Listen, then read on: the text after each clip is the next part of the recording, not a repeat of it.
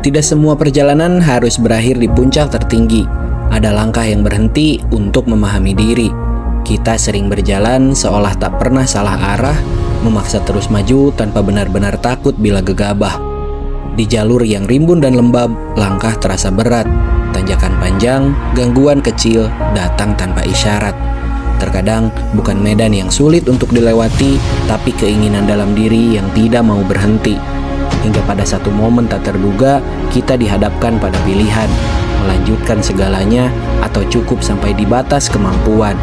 Karena tidak semua hal harus dituntaskan dengan cara yang sama. Setiap orang punya batasan dan berhak memberi jeda. Ini kelas 6 sendiri berangkat. Rifki dia udah ke Rinjani, gelo. Kelas 6 ke Rinjani. Malu. Karena perjalanan bukan tentang menaklukkan puncak, tapi tentang selamat kembali ke rumah. Mantap!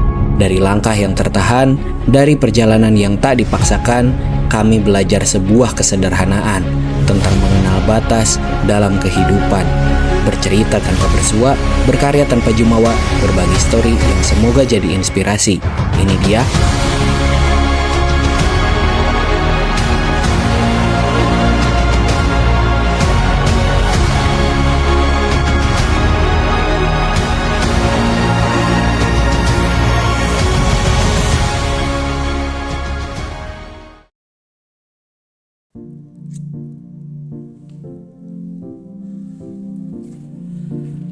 Oke, assalamualaikum warahmatullahi wabarakatuh. Halo dulur-dulur, balik lagi bersama saya Ahmad Yapi di konten Yapi Bagi Narasi. Bercerita tanpa bersua, berkarya tanpa jumawa, berbagi story yang semoga jadi inspirasi. Di episode kali ini terasa sedikit berbeda karena biasanya saya hanya bercerita lewat suara. Tapi kali ini saya mencoba untuk langsung menyapa di depan kamera karena perjalanan kali ini atau cerita kali ini itu tidak didokumentasikan ketika masih di kampung atau masih di kediaman kami. Karena dokumentasi yang kurang, jadi saya akali dengan bercerita secara on cam. Karena saya kekuatan saya itu cuman bercerita di balik suara, jadi ketika saya on cam mungkin saya memang perlu membaca skrip, oke? Jadi mohon dimaklumi karena saya tidak sejago itu dalam public speaking, oke? Oke, ini adalah episode 7 di mana perjalanan kali ini kita menuju Gunung Mandalawangi, salah satu gunung dari rangkaian Seven Summit Bandung Raya. Nah, sebelumnya komunitas kami ini sudah pernah mendaki ke gunung pertama yaitu Gunung Manglayang, tapi sayangnya saya tidak ikut. Nah, rencananya nanti saya mau sengaja buat mendaki ke Gunung Manglayang. Cerita sedikit di balik Mandalawangi ini. Sebenarnya pendakian ke Mandalawangi ini direncanakan harusnya tepat sebelum bulan Ramadan kemarin alias munggahan. Cuman karena ada satu alasan yang membuat kami tidak bisa untuk melakukan perjalanan pada waktu itu, jadi kami geser waktunya dan alhamdulillah pada akhirnya kami menemukan tanggal 3 Mei sebagai tanggal perjalanan kami. Nah, kali ini kami mencoba jalur yang katanya nggak tinggi tapi jangan diremehkan. Rencananya sederhana, kami berangkat sekitar setengah 8 pagi dan sampai di base camp sekitar setengah 9. Nah, di sini kami sempat istirahat sebentar, ngopi, ngobrol santai, dan tentu saja registrasi sebelum naik. Nah, dan setelah ini perjalanan pun dimulai. Nah, kita lihat sampai sejauh mana langkah ini bisa dibawa karena mungkin perjalanan kali ini bukan soal seberapa tinggi yang bisa dicapai, tapi tentang seberapa jauh kita bisa mengenal batas diri.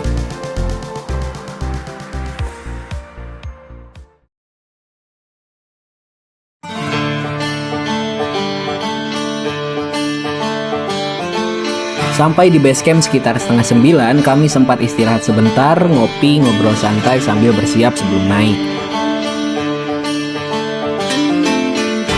Lur, hari ini dadakan kita nyoba-nyoba ya Tan. Ini misi kedua dari Seven Summit Bandung Raya Gunung Mandalawangi. Hari apa sekarang? Hari Minggu tanggal 3 Mei 2026. Mantap. Setelah registrasi, kami juga sempat diminta foto bersama oleh pengurus basecamp untuk keperluan arsip dokumentasi mereka. Lumayan, jadi pembuka yang hangat sebelum perjalanan dimulai.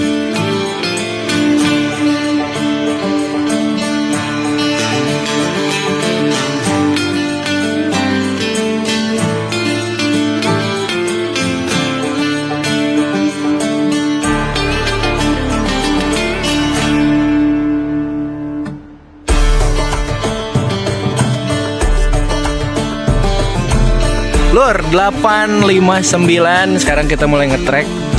Udah mulai nanjak. Ya bang mana? Nice. Ini agak bagus guys, di sini sistemnya kita pakai GPX Viewer. Di aplikasi GPX Viewer ada di Play Store, nanti download, link di sini, oke? Dan begitu mulai berjalan, belum juga jauh dari titik awal, kami sudah disambut warung. Ya, seperti biasa, niatnya langsung naik, tapi tetap saja jajan dulu. Setelah itu, barulah langkah benar-benar dimulai. Guys, akan puncak ke Gunung Mandalawangi ya guys ya. Estimasi naik ke puncak 2 atau 3 jaman guys. Puncaknya ada 4 guys. Cuman yang terbuka ada 2. Puncak 1 sama puncak 2 ya. Kalau puncak 3 sampai 4 itu ketutup ya, ketutup apa? Rimbun-rimbun daun gitulah. Kami mulai memasuki pintu rimba. Di pendakian Mandalawangi kali ini sistemnya cukup menarik. Saat registrasi, pengurus basecamp meminta kami untuk mengunduh aplikasi GPX Viewer untuk melacak posisi, elevasi, dan jarak tempuh selama perjalanan. Kurang lebih seperti Strava, jadi setiap langkah bisa benar-benar terpantau. 9, 11, 12 menit dari tadi warung. Sekarang, ayo. Karena baru masuk pintu rimba, langsung nektek terus-terusan. Mantap juga. Dan di episode kali ini akhirnya saya juga bisa lebih sering muncul di depan kamera berkat videografer dadakan, Abeng. Meski di kanan kiri masih didominasi kebun, jalurnya tetap memberi kejutan di awal. Beberapa kali kami harus berhenti, sekadar mengatur napas sebelum melanjutkan langkah. Sekitar 15 menit berjalan, kami tiba di tanjakan curam pertama, Tanjakan Randu. 9.13 kita nyampe di Tanjakan Randu. Tanjakan terus jir, baru tadi beres tanjakan tuh ada kursi. Sekarang tanjakan lagi, gila. Tidak banyak pilihan selain terus naik, meski kaki mulai terasa berat lebih cepat dari perkiraan. Dan tanpa butuh waktu lama, kami akhirnya tiba di pos 1.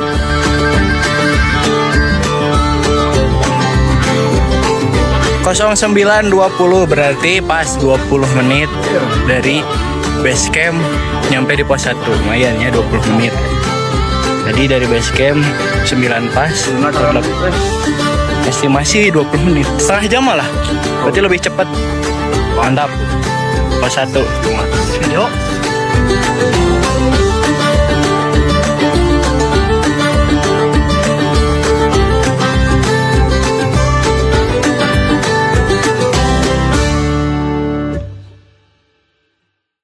Oke, kita masih banyak spot lagi. Nanti ada hutan pinus.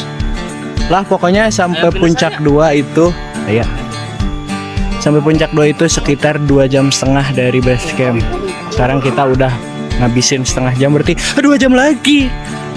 Guys, kata Pak Ajmi, Tanjakan Randu bikin candu. Oh my god.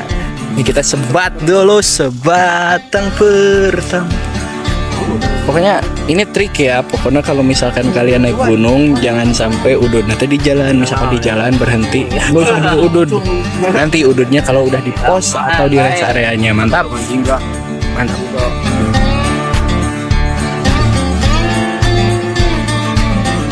Oke, jadi ini tampilan GPX Viewer. Ini kita posisi kita nih, ini yang poin biru ini. Kita paling menuju puncak 2 aja ini. Sebenarnya ada puncaknya ada 4, tapi karena pasti lama, jadi kita ke puncak 2 aja. Soalnya di puncak 1 sama puncak 2 mah kebuka, pemandangannya kebuka. Kalau puncak 3 sama 4 itu rimbun kayak di Manglayang. Mantap. Sekadar informasi, jalur ini memang terbilang baru dibuka sekitar 4-5 tahun terakhir. Jadi wajar saja vegetasinya masih cukup rapat. Di beberapa titik, tangan kami terus bersentuhan dengan rerumputan tinggi juga dahan-dahan yang menutup jalur. Perjalanan terasa lebih dekat, tapi juga lebih mengganggu. Ditambah lagi, karena mayoritas area ini masih berupa kebun, nyamuk cukup banyak menemani sepanjang jalan. Pokoknya, meskipun cuman 1.600-an, tapi kita tidak pernah bisa untuk meremehkan suatu gunung. akhirnya saat istirahat sejenak di pos 1 tadi, kami mulai merasakan dampaknya. Gatal di tangan, kaki, dan bagian tubuh lain cukup membuat kami sedikit frustasi. Baru juga mulai, tapi gangguannya sudah terasa nyata. Setelah pos 1, kami sempat diberi jalur yang lebih landai, lumayan jadi jeda sejenak untuk mengatur kembali tenaga. Tapi seperti yang sudah-sudah, jeda itu tidak berlangsung lama. Tanjakan kembali menyambut dan kali ini terasa lebih berat. Jalurnya tidak dibuat zigzag, melainkan lurus menanjak, tanpa banyak kompromi. Setiap langkah menuntut napas untuk benar-benar dijaga dan tenaga harus diatur sebijak mungkin. Tidak bisa terburu-buru karena sedikit saja memaksa langsung terasa dampaknya. Treknya ini guys sangat menanjak banget guys. Dari bawah situ guys. Bawah situ. Ke atas sini. Nah ini treknya guys. Tanah-tanah gini guys sampai ke atas. Di titik ini tantangan mulai terasa nyata. Bukan sekadar kuat atau tidak, tapi bagaimana kita mengatur diri di setiap langkah. Ibu Muhammad. Perlahan perjalanan ini mulai membawa kami untuk mengenal batas diri. 0956. Berarti setengah jam 36 menit dari pos 1 kita nyampe di Niplang. Ada air bersih Saung Bahyayan, jadi ada air bersih bisa refill di sana. Cuman ke puncaknya ke atas lagi notek deui kelo 1.600 tapi ini Kali ini tanjakan semakin menukik. Tanah liat yang lembab membuat jalur terasa licin. Dengan vegetasi yang rapat, pijakan jadi harus lebih diperhatikan.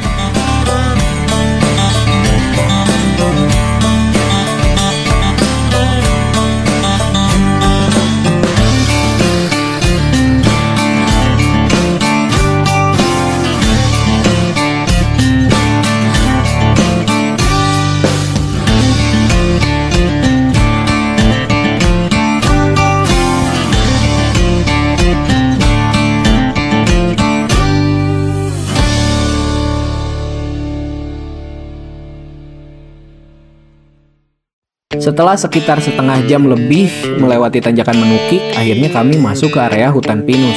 Jalurnya mulai landai, bahkan kali ini terasa lebih panjang. Kita bentar lagi akan ke pos 2 ya. Kita ini udah berapa MDPL? 1127. Wow, lumayan juga guys, sebentar lagi. Mantap pokoknya guys. Dari sini kami juga mulai disuguhi pemandangan Kadung Ora dan Leles di kejauhan. Lumayan jadi penyegar setelah tanjakan tadi. Menjelang pos 2, kami mulai melewati area perkebunan kopi. Aroma kopi yang tadi sempat kami hisap di base camp mungkin memang berasal dari kebun-kebun yang kami lewati ini.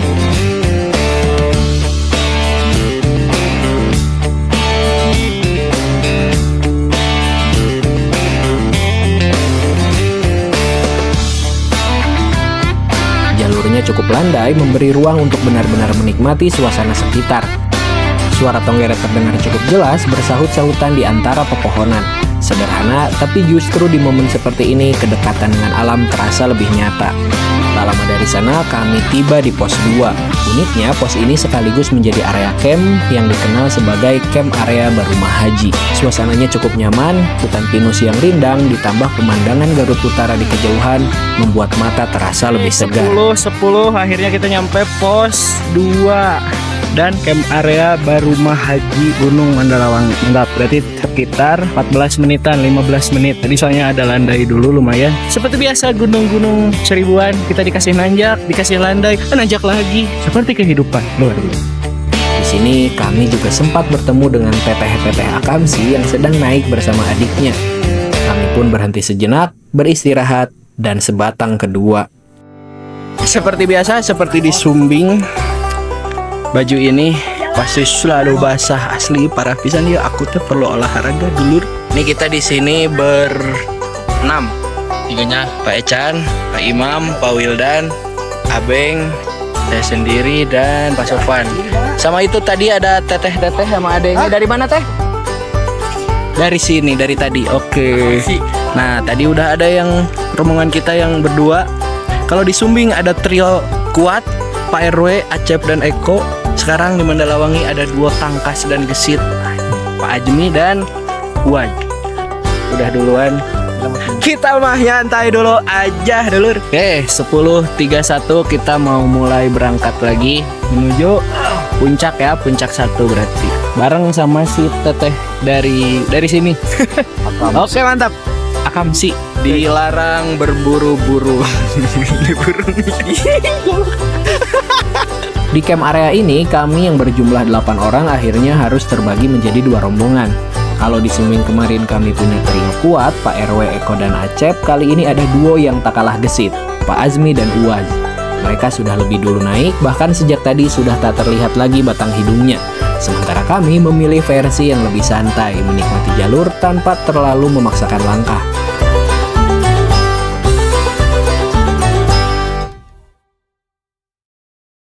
Setelah istirahat dirasa cukup, kami pun kembali melanjutkan perjalanan.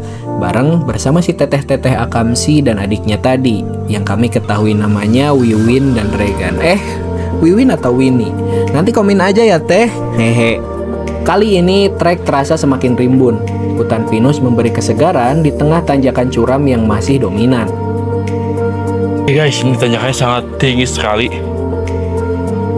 Kita pemain nyalsa ya guys ya. Yang penting sampai puncak ya. Guys, 10.47 nektekna masih sama, tenagana sudah habis. Agar tenaga tidak terasa cepat habis, kami mencoba mengalihkan fokus, berjalan sambil bercerita, bercanda, dan sesekali saling menguatkan. Oke guys, capek sekali, telah sekali. Pokoknya setiap kali kita melihat pohon yang ya kayak gini, yang runtuh, ya duduk dulu. Kita lihat dulu ya guys ya. Oke, 11.08 masih belum juga nyampe pos 3. Ini nektek pisan dari tadi, nggak banyak ke video karena susah ya. Pasti kita fokus banget pijakannya gimana, jadi ya emang nektek pisan sih. Ya begitulah, dimana-mana pun itu, berapapun MDPL-nya, jangan pernah meremehkan suatu gunung, oke? Kita masih di bawah guys. Perjalanan kita tuh masih panjang guys. Masih panjang ke atas lagi tuh. Benar sangat heboh sekali geng.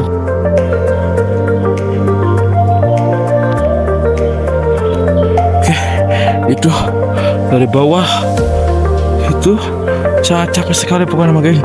11.16 berarti sekitar 45 menitan, sekitar 45 menitan dari pos 2. Kita nyampe di pos 3 bari bararaseuh cara rape.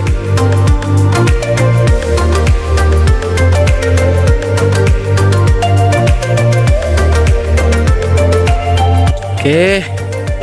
Jadi ternyata tanjakan yang tadi kemudian tanjakan nanti itu namanya tanjakan bimbang. Nunjukin kalau misalkan kita bakal bimbang atau enggak, mau lanjut puncak atau enggak. Lanjut mau bang? Lanjut. Lanjut dong. Tidak mungkin bimbang kita mah. Kami tiba di pos 3, sebatang ketiga, ngopi sebentar lagi sambil berbincang dan mulai lebih akrab dengan Teteh Akamsi tadi.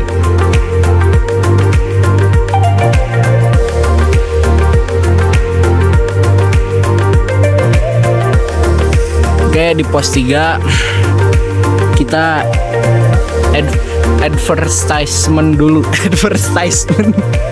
Iklan dulu, jangan lupa apa? Jangan lupa subscribe. Yapi bagi narasi Yapi. Yapi bagi narasi.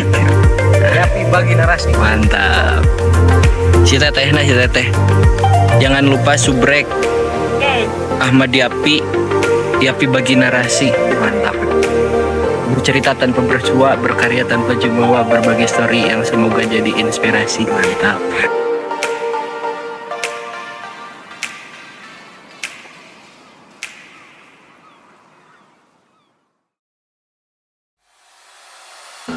Oke guys, jadi kita mau berangkat terus ketemu sama dua orang yang beda ya. Ini dari Garut, terus si A ini dari Cimahi.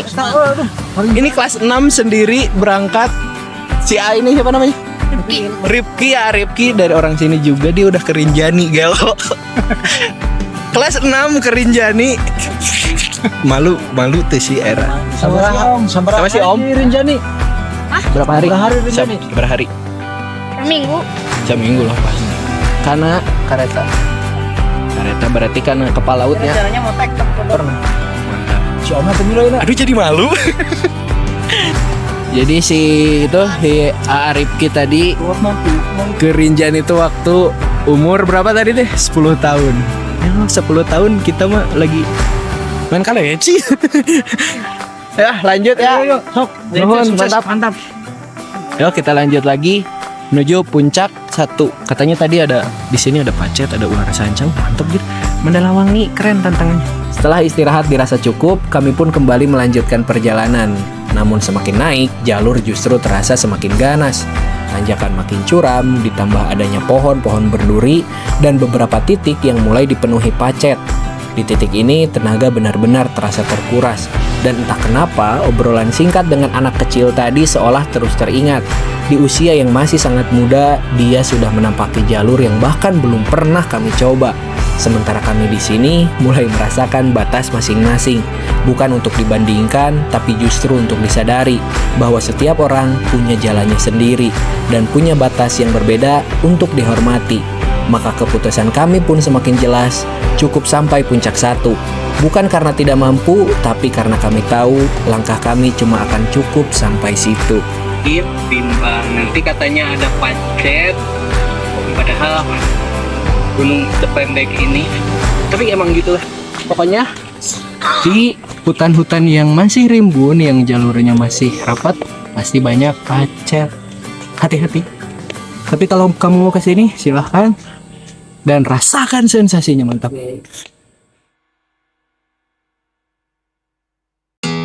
Tak lama, akhirnya kami tiba di puncak 1. Tidak ada euforia berlebihan, tapi ada rasa lega yang sulit dijelaskan.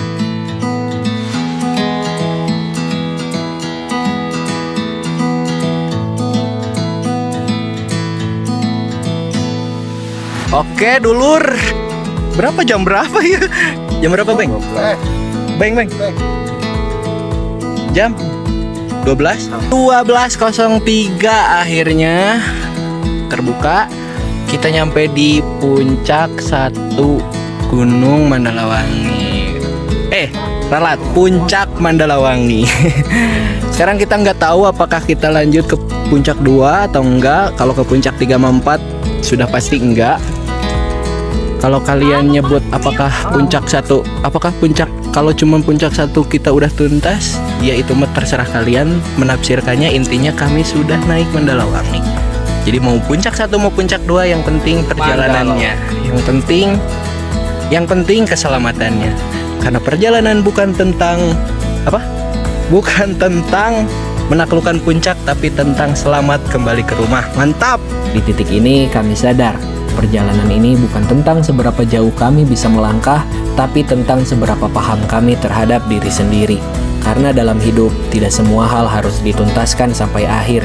Ada kalanya berhenti, justru menjadi bentuk keberanian. Keberanian untuk jujur pada diri dan menghargai batas yang dimiliki. Mandalawangi hari itu tidak hanya menguji fisik, tapi juga mengajarkan satu hal sederhana tentang mengenal batas diri. Dan mungkin dari situlah kita bisa melangkah lebih jauh di lain hari. Oke, karena kita memutuskan untuk diam aja di puncak 1, jadi kita nunggu tadi Pak Ajmi dan Uwaj turun. Nah, ini 2 tangkas dan gesit. Jos. Di puncak 4. Itu selalu ada gesit, da abi mah santai aja. Yap, tetaplah kenali dirimu, tetaplah kenali batas diri. Dari saudaramu Ahmad Yafi. Bercerita tanpa bersua, berkarya tanpa jumawa, berbagi story yang semoga jadi inspirasi. Ini dia Yafi Bagi Narasi episode 7, mengenal batas diri di Mandalawangi.